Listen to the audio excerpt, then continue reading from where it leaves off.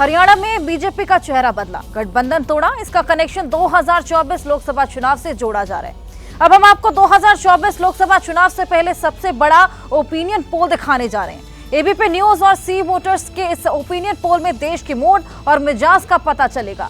देश के 7 राज्यों और 2 केंद्र शासित प्रदेशों में क्या है लोगों का मूड, दिखाते हैं आपको एबीपी न्यूज और सी वोटर के ओपिनियन पोल।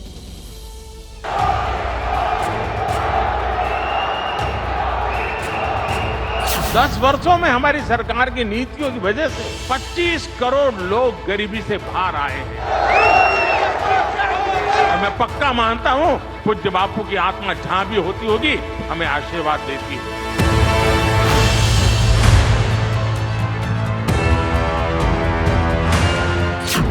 लोकसभा चुनाव की तारीख का ऐलान नहीं हुआ, लेकिन दिग्गज जमीन पर उतर चुके हैं। उत्तर से दक्षिण तक, पूरब से पश्चिम तक चुनावी लामबंदी हो रही है। सवाल ये है कि आखिर देश का मूड क्या है, लोकसभा चुनाव को लेकर देश क्या सोचता है। तमाम दावों के बीच अगर चुनाव होते हैं तो किसका पलड़ा भारी रहेगा? इन सभी सवालों का जवाब एबीपी न्यूज सी वोटर के ओपिनियन पोल में है। तो सबसे पहले शुरुआत हरियाणा से करते हैं। हरियाणा में लोकसभा चुनाव के ऐलान से पहले बीजेपी ने सीएम बदल दिया, गठबंधन तोड़ दिया। इसका क्या चुनावी असर होगा ये बाद में पता चलेगा, लेकिन एबीपी न्यूज सी वोटर के ओपिनियन पोल के मुताबिक हरियाणा में बीजेपी को 8 सीटें मिलती दिख रही हैं। कांग्रेस और आम आदमी पार्टी गठबंधन को 2 सीटें मिलती दिख रही हैं। वहीं आईएनएलडी और दूसरी पार्टियों का खाता भी नहीं खुल रहा है। यानी हरियाणा में बीजेपी को 2019 के मुकाबले 2 सीटों का नुकसान होता नजर आ रहा है। 2019 में हरियाणा में बीजेपी ने सभी 10 सीटें जीती थी। इस बार कांग्रेस और आम आदमी पार्टी का गठबंधन 2 सीटें जीतता दिख रहा है। शायद इसलिए बीजेपी ने हरियाणा में नेतृत्व परिवर्तन किया है। भारतीय जनता पार्टी की परंपरा रही है कि हम संगठन में समय समय पर नए जो नेतृत्व को आगे लाते हैं। पार्लियामेंट्री बोर्ड ने कुछ इस प्रकार का निर्णय लिया है। इससे कम से कम मैं प्रसन्न हूं कि एक नया नेतृत्व समय रहते और आगे उभरा है। हरियाणा के बाद अब बात राजस्थान की, जहां विधानसभा चुनाव में बीजेपी ने एक तरफा जीत दर्ज की और भजन लाल शर्मा जैसे नए चेहरे को मुख्यमंत्री बनाया। राजस्थान में 2019 के चुनाव में सारी 25 सीटें बीजेपी गठबंधन ने जीती थी। 25 में से 1 सीट गठबंधन में शामिल हनुमान बेनीवाल ने जीती थी। इस बार बीजेपी अकेले चुनाव लड़ रही है, लेकिन नतीजे 2019 वाले ही दिख रहे हैं। एबीपी न्यूज सी वोटर के ओपिनियन पोल के मुताबिक राजस्थान में बीजेपी सभी 25 सीटें जीतती दिख रही है। यहाँ कांग्रेस और दूसरी पार्टियों का खाता खुलता भी नहीं दिख रहा है।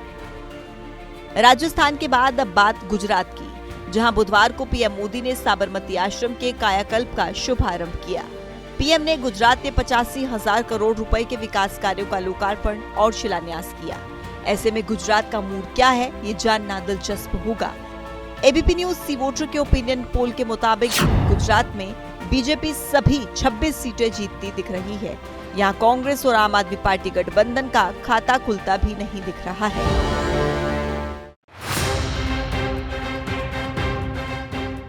यानी गुजरात का नतीजा 2024 में भी वैसा हो सकता है जैसा 2019 में था। यहाँ बीजेपी क्लीन स्वीप कर रही है। अब बात हिमाचल प्रदेश की। उत्तर भारत में इकलौता राज्य है जहाँ कांग्रेस अपने बूते पर सरकार में है। हालांकि हिमाचल में कांग्रेस की सरकार बगावत से जूझ रही है। सवाल ये है कि विधानसभा चुनाव में जीतने वाली कांग्रेस का लोकसभा चुनाव में प्रदर्शन कैसा रहेगा। एबीपी न्यूज सी वोटर के ओपिनियन पोल के मुताबिक हिमाचल प्रदेश की सभी 4 सीटें बीजेपी के खाते में जाती दिख रही हैं। हिमाचल प्रदेश में कांग्रेस का खाता भी नहीं खुल रहा है। यानी हिमाचल प्रदेश के नतीजे भी 2019 की तरह हो सकते हैं। 2019 में भी यहां बीजेपी ने सभी 4 लोकसभा सीटें जीती थी। हिमाचल प्रदेश के बाद उत्तराखंड का मिजाज जानते हैं। उत्तराखंड में समान नागरिक संहिता की पहल कर धामी सरकार चर्चा में है। ऐसे में एबीपी न्यूज सी वोटर के ओपिनियन पोल के मुताबिक उत्तराखंड में 2024 के चुनाव में भी सभी 5 लोकसभा सीटें बीजेपी जीतती दिख रही है। उत्तराखंड में इस बार लोकसभा चुनाव में कांग्रेस का खाता खुलता भी नहीं दिख रहा है। यानी 2014 और 2019 के बाद 2024 में भी उत्तराखंड में कांग्रेस का खाता नहीं खुलेगा। उत्तराखंड में कांग्रेस की तकदीर और चुनावी तस्वीर बदलती नहीं दिख रही है। उत्तराखंड के बाद अब बात जम्मू कश्मीर की, जहां चंद दिन पहले पीएम मोदी पहुंचे थे। पिछले चुनाव में जम्मू कश्मीर में लद्दाख समेत 6 सीटें थी।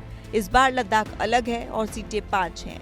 एबीपी न्यूज सी वोटर के ओपिनियन पोल के मुताबिक जम्मू कश्मीर की कुल 5 सीटों में से बीजेपी को 2, कांग्रेस गठबंधन को 3 सीटें मिलती दिख रही हैं। यानी यहाँ पर भी नतीजे 2019 की तरह ही हैं। जम्मू कश्मीर से अलग हुए लद्दाख का हाल भी आपको बताते हैं। एबीपी न्यूज सी वोटर के ओपिनियन पोल के मुताबिक लद्दाख में 1 सीट बीजेपी के खाते में जाती दिख रही है। यानी लद्दाख का नतीजा भी 2019 की तरह ही बीजेपी के पक्ष में है। उत्तर भारत के इन राज्यों में विपक्ष के लिए कुछ खास नहीं बदला है। सिर्फ हरियाणा को छोड़ दें तो यहाँ राज्यों में एबीपी न्यूज सी वोटर के ओपिनियन पोल के नतीजे 2019 की तरह ही दिख रहे हैं। अब बात दक्षिण भारत के राज्यों की करते हैं। मिशन 2024 में एनडीए के लिए 400 पार का लक्ष्य लेकर चल रही बीजेपी का फोकस दक्षिण भारत पर है। पीएम इस साल 4 बार तमिलनाडु जा चुके हैं। इसका जमीन पर क्या असर है, ये जानने के लिए हम आपको एबीपी न्यूज सी वोटर के ओपिनियन पोल का रिजल्ट बताते हैं। ओपिनियन पोल के मुताबिक तमिलनाडु में डीएमके गठबंधन यानी इंडिया अलायंस सभी 39 सीटें जीतता दिख रहा है। यहाँ बीजेपी गठबंधन को कोई सीट नहीं मिल रही है। दक्षिण के इस राज्य में डीएमके और कांग्रेस गठबंधन पूरी तरह से क्लीन स्वीप कर रहा है। अब बात केरल की करते हैं। पीएम इस साल 2 बार केरल भी जा चुके हैं। अब तक केरल में बीजेपी का खाता भी नहीं खुला है। एबीपी न्यूज सी वोटर के ओपिनियन पोल के मुताबिक केरल में सभी 20 सीटें कांग्रेस के नेतृत्व वाला यूडीएफ गठबंधन जीतता दिख रहा है। केरल में बीजेपी इस बार भी शून्य पर ही नजर आ रही है। इतना ही नहीं, लेफ्ट के नेतृत्व वाले गठबंधन का खाता भी केरल में नहीं खुल रहा है। यानी एबीपी न्यूज सी वोटर के ओपिनियन पोल का संकेत यही है कि 2024 लोकसभा चुनाव के नतीजे भी 2019 की तरह ही रहने वाले हैं। दक्षिण के राज्यों में कांग्रेस और दक्षिण की पार्टियों का गठबंधन हावी है, लेकिन उत्तर भारत में बीजेपी अपने दम पर क्लीन स्वीप करती नजर आ रही है। जैसे ही घड़ी का काटा दोपहर 2:30 पे आए, बबीता जी का दिल सास बहू साजिश के लिए मचल जाए। और ये है इनकी बहू, पूरे दिन ऑफिस की टेंशन हो जाए गॉन जब ये करें अपना फेवरेट शो फ्री टाइम पे ऑन। इनकी तरह आप भी देखिए अपना फेवरेट शो अपने टाइम पर और डाउनलोड कीजिए एबीपी लाइव ऐप अपने स्मार्ट टीवी पर।